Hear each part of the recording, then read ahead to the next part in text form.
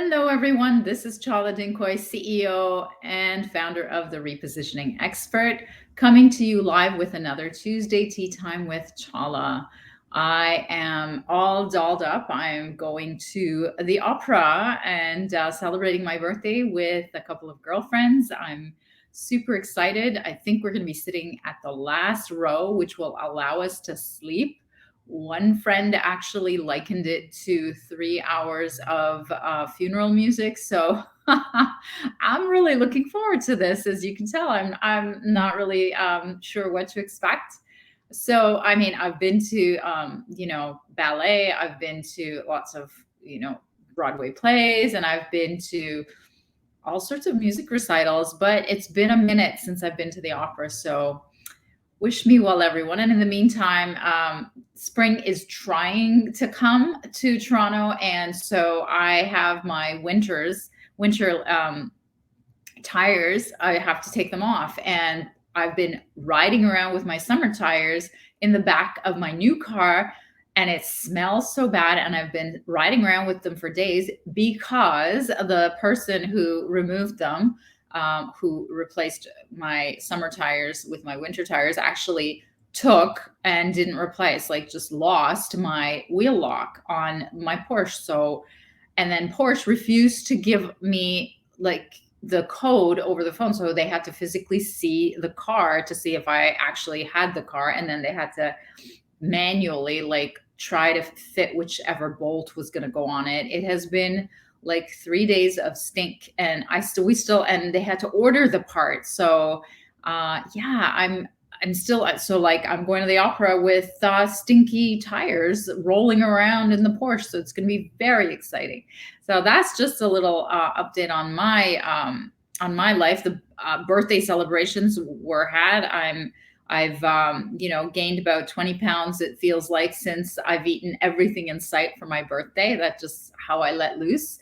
And in fact, I'm going to be speaking to a new macro coach to see if I can dial down the nutrition and see if I can meet some of my goals, some of my nutrition goals, and some of my body composition goals. And you see, I believe so much in coaching, so I'm having an interview. We're interviewing each other next week. It's very exciting. And in the meantime, I'm going to start to do my cold calls for the TV stations to try to get on TV in Atlanta, because I'll be going to Atlanta at the beginning of June for a conference where I'll be speaking.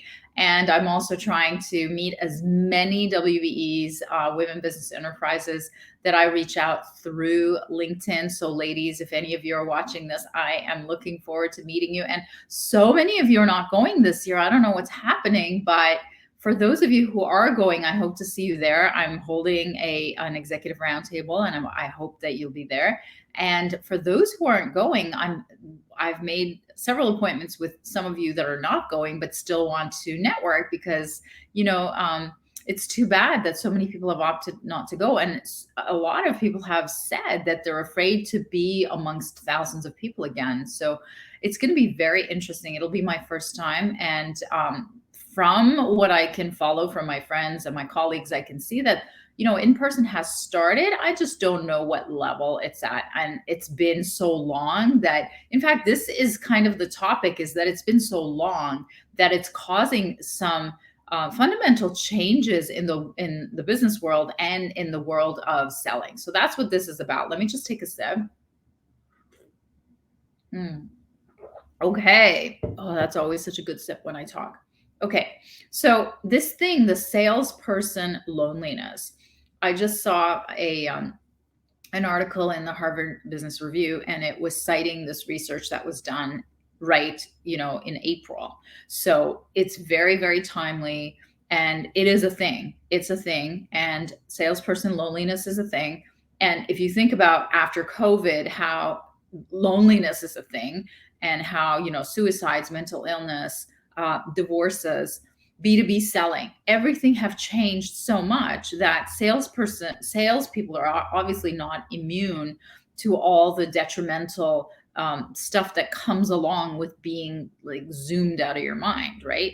So this study comes out of two different universities. The the professor who's leading the study is called Dr. Valerie Good. Now, she says that salespeople are lonely and that it's costing the businesses a lot of money, and it's causing lost sales. So just to give you the background, the research, and like I have a research background from when I used to do a lot of research for the brands that I used to launch. And so I was really interested in the research. It's a small one, but it's statistically significant. It's 250 B2B and B2C sales reps amongst various industries, and they've done a follow-up with qualitative, like interview-based research, and they've paired it with the performance data of the actual sales reps, and they've taken into account a ton of observation, like 360s, of the teams themselves. And so why are these sales reps lonely? Well, first of all, it's really Zoom isolation. And so here's a quote of how, what one guy expressed, which expressed a lot of what they were thinking is, I used to be busy all day, and now I just sit there on Zoom all day.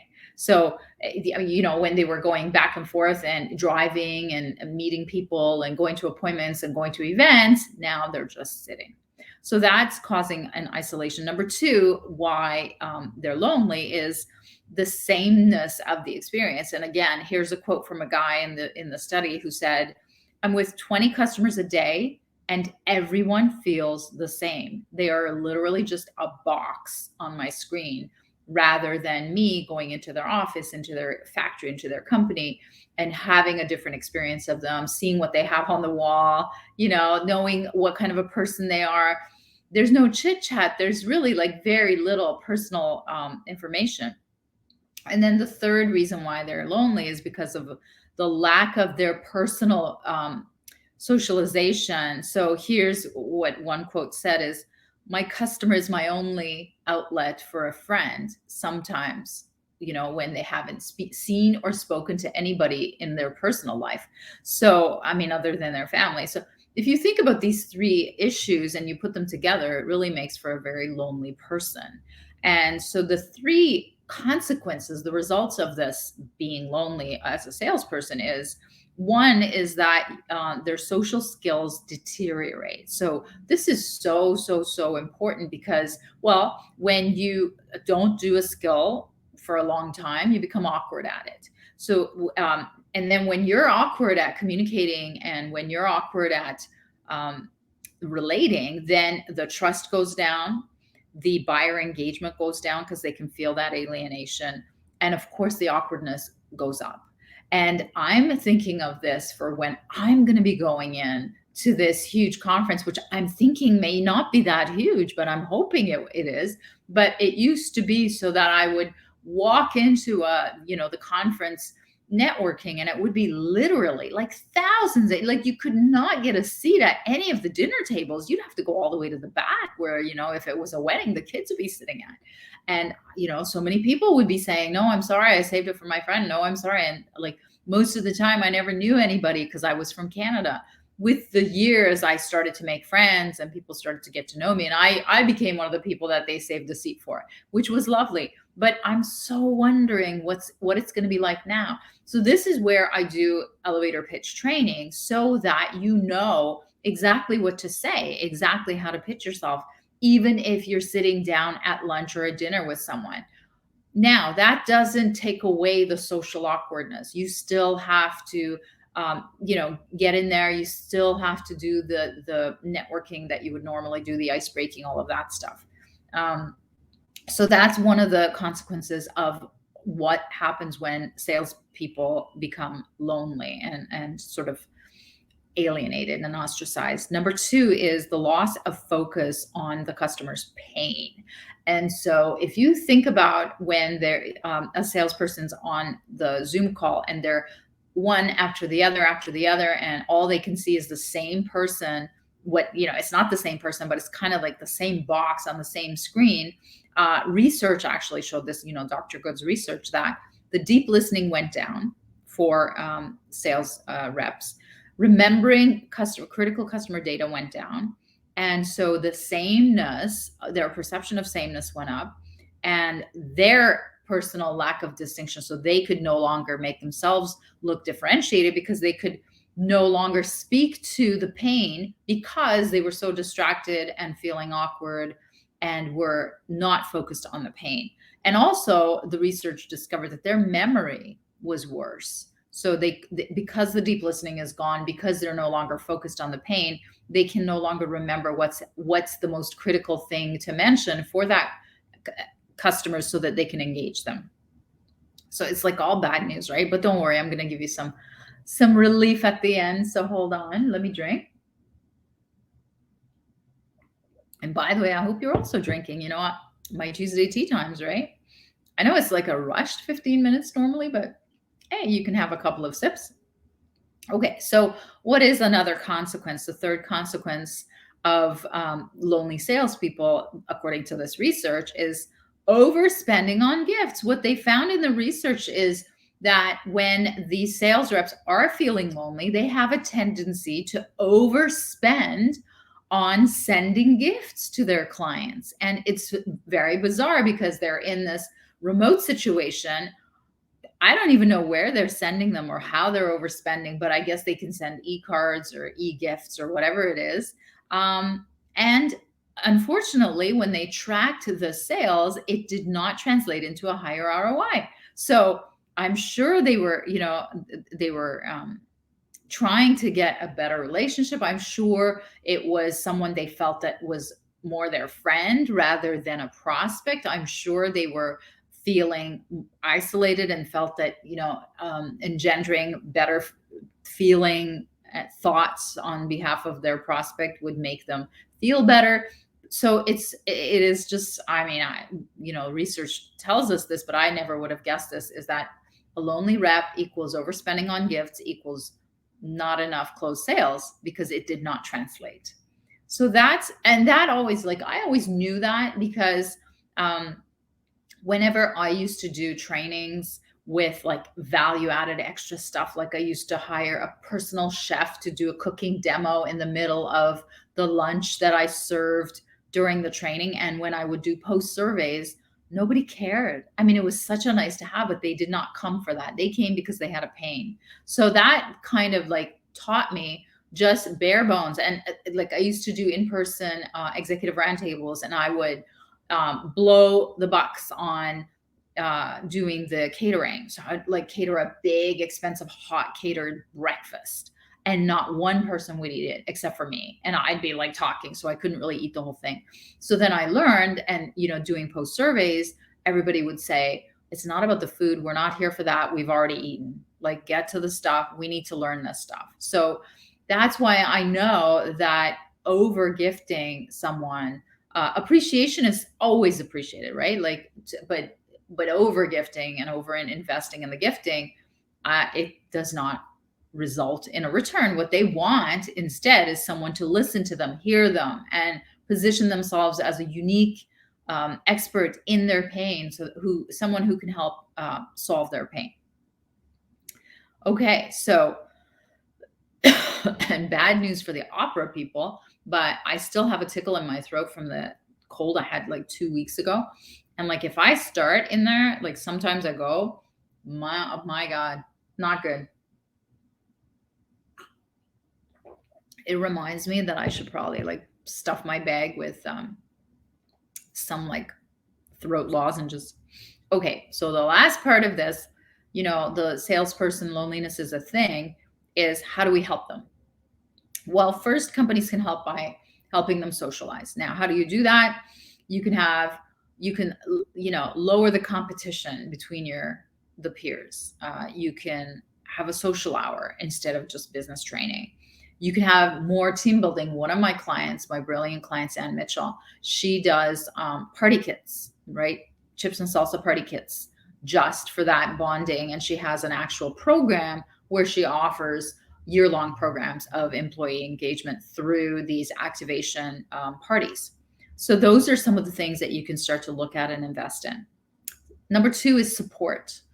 You can have structured support for them, whether, in it's business or personal or both, with doing peer-to-peer support. You can have retraining. So, for example, you can have them retrain in skills that this research, for example, says that they've lost, which is like listening, questioning, sales. Then, of course, I've had companies hire me throughout this COVID to actually be their coach, their sales coach, to help keep their sales reps less lonely, more accountable, brush up their sales skills, give them additional tips and tricks, and be able to get into more to not only get into more sales meetings, but to also close faster. So those are some of the things that you can do to support them. So the first thing you can do is help them socialize more. The second is support them. And the third is you can use this time to get clear. And again, a lot of companies have hired me as a pivot to get clearer or to have a redirection into what is it that they do, what are they a specialist in, and who is their most immediate new target after the world changed. So super niche in one or many industries, depending on your bandwidth to be able to target them. Specialize in their pain. Again, change what you're saying to them, change how you're showing up for them, change what your outreach is so that you can position yourself as that expert in the pain. And even in the meeting, position yourself as an expert by telling stories of how you help people in their industry with that problem and what their results were. And then when you get clear on that strategy, which is the who and the what, then that makes selling easier for the lonely salesperson, easier for the lonely salesperson CEO who's sitting there and has to be on the same page because he's also talking to prospects and people. So those are some of the ways that you can help lonely salespeople. I hope that was helpful. I mean, you don't necessarily have to be a lonely salesperson. You could be the CEO of the company and you do the selling, and you might fall into some of these categories, or you might have some of these issues. So, learn from this research and take some of that advice and think twice about what are some of the things that you can put into place so that you're never in that situation where you lose that relatability and get into that awkward space with prospects and buyers. I hope that was helpful. Wish me luck with the tires and the opera, and I shall see you next week with God knows what crazy stories again. All the best, everyone.